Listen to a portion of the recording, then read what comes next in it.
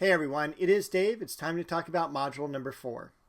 In this module, we just have one of the formal elements we're going to be dealing with, which is a lecture on pattern and texture. We also have a really fun lecture on Vincent van Gogh. It's one of my favorite ones that I offer every semester. It is an artist that we really enjoy this person's work, but we really don't know a whole lot about his life, except that maybe he cut his ear off, or that he created Starry Night, that real famous painting. But this lecture is going to change all of that. You're going to have such a really cool understanding of Vincent van Gogh. Now, this week we also have a museum proposal. And while the project is not due really anytime soon, you do have to visit a museum sometime during the semester.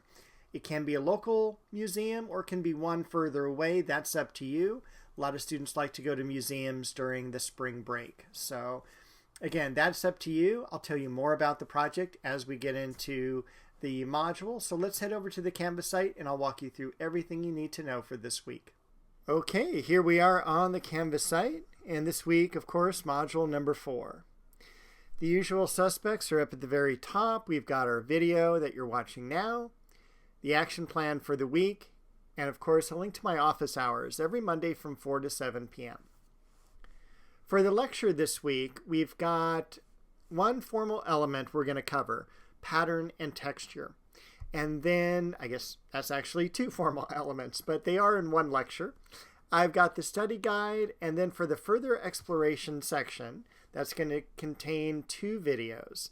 We've got a video on impasto, and we've also got a video on frottage. Both of those are really quick, and they're probably at the most a minute in length. After that, we have a really great lecture on Vincent van Gogh. And this is a professional one I did several years ago. I've got the study guide. And also, let me click into it here because it's set up a little bit differently. Since I don't own this particular video and they don't let me embed it, this is the link right here. Just click on that. If for any reason that video ever stops working, this is a backup lecture. It is not nearly as good. I haven't updated this one in a while. So please definitely click on that and watch that. It is about an hour in length. It's a pretty substantial video, but it's also really engrossing because, like, everyone loves Vincent van Gogh's work. And so it's a really powerful lecture, and you're going to learn a lot about that particular artist. In the further exploration section, we've got a link to the letters of Vincent van Gogh. And so all his letters between him and mainly his brother have been all scanned. They've been translated. They're really kind of fun to read. You may want to read a couple of them. It's not a big deal if you do or don't. But if you're really into this artist, it's a cool thing to see. The Vincent van Gogh Museum, this is a link to that as well. That's mentioned in the lecture. As far as supporting videos go, there is an episode of Doctor Who that contains Vincent van Gogh, historically inaccurate, but it's an absolutely great episode. Don McLean's song Starry, Starry Night, which is what I know it by, having grown up in the 70s, and I can tell you that this was played way too much on the radio. So I do hope you enjoy that as well.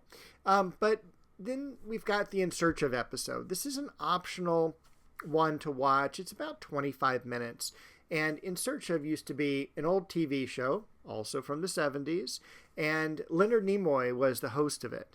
And most of the time it was supernatural topics. It might be ghosts or haunted houses, UFOs, aliens, things like that. However, there were some specific, like really down-to-earth topics, and Vincent van Gogh was one of them. So this is a really cool video, and Leonard Nimoy actually played Vincent's brother Theo in a stage production of Vincent's life. So 2 more things to do. I'm going to jump down to journal number 3. Now, last week, before I do that, we learned about space and the illusion of space, and we learned about perspective. I'm going to have you do a perspective drawing. And what I'm going to have you do is primarily create some two-dimensional shapes first, squares, trapezoids, triangles, rectangles, and so on, and then extend them into that three-dimensional space. Now, I will tell you, like in this drawing here, you can see a vanishing point right about where the cursor is, and you can also see some erasing of some orthogonal lines. This is really, really important. You can't just draw these shapes to look right. You have to go through that mathematical formula, that sequence of creating a horizon line, putting in a vanishing point, creating the shapes, pulling them to the vanishing point by the use of orthogonal lines.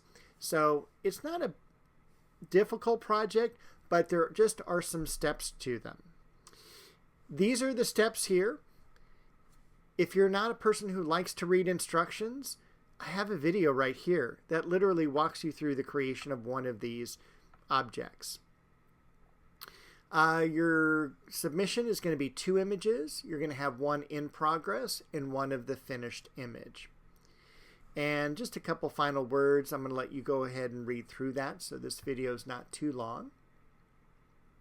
And then the last thing we have to do together is a museum proposal. Now, one of the core requirements for this class is that you visit a local museum. Actually, it doesn't have to be local, but I'll show you the list in just a moment. And visiting a museum is really important. You can also visit an art gallery. It's not a big deal. But seeing art firsthand is a much different experience than seeing it in a digital format or in a book or anything like that. It's so important to actually kind of step in front of an artwork. So what I need you to do is just to create a very quick proposal about what museum you plan to go to and when. As far as the window of going is either once I accept your proposal, which will be within 7 days of March 1st, or if you create it by March 8th, it'll be by the 15th of March. So basically you have a little bit of over a month. April 19th is when this project is due. And if for some reason, Dave, I can't go until April 30th, just let me know well in advance, and that's fine. The proposal. I need to know the name of the museum you're going to go to, the day or at least a range of days that you're planning to go, and I'd like you to check out the museum's website before you go and locate a specific artwork or an exhibition that you want to see at the museum. Please do not visit the museum until your proposal has been accepted, and next week I will tell you what to do once you go to the museum, okay? So let's do the proposal first, and then we'll talk about what I need you to do while you're at the museum. All right. So this part of the project, because the museum visit is worth 10 points. Or excuse me, it's worth 40 points. The proposal is worth 10. The museum visit is worth 30.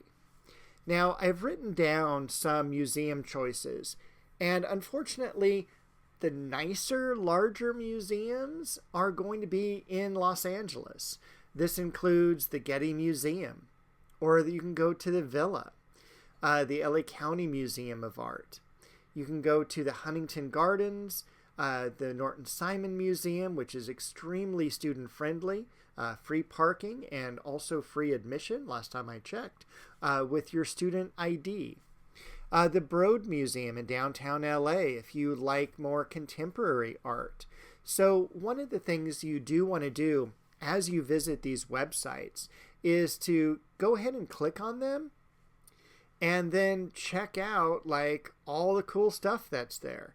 And maybe there's something that you're interested in seeing. You also want to check like the days and times that it's open. Unfortunately, a lot of the museums, sometimes they're closed midweek. I remember LACMA being closed on Wednesdays. I think the Huntington is closed on Mondays. So it definitely varies as per museum. And so you definitely want to click on the visiting the museum section, learning about all the fees and charges and things like that. So This is still free with student ID. And again, last time I was there, parking was free too. So, all right. These are the museums in the Orange County region. I know we're down here at Huntington Beach, but we generally have some smaller museums. The Orange County Museum of Art is really nice. I would definitely check that out. The Bowers Museum, if you like something more cultural. The Hilbert Museum, a lot of my students, because I also teach at Santiago, love to go there. That's a really good museum. And if you're going to be doing any traveling, generally over spring break, I would consider going to one of these museums as well. If you're going out to Palm Springs, that's a great museum to go to. If you're going to be out in Riverside, the Riverside Art Museum or the Cheech Marine Center is really a fun time it's a fun experience to deal with. If you're going farther away, like to New York or San Francisco or Dallas, every major city has a major museum. So all I ask is that you drop me a note about like wanting to go to a museum not on this list. All right.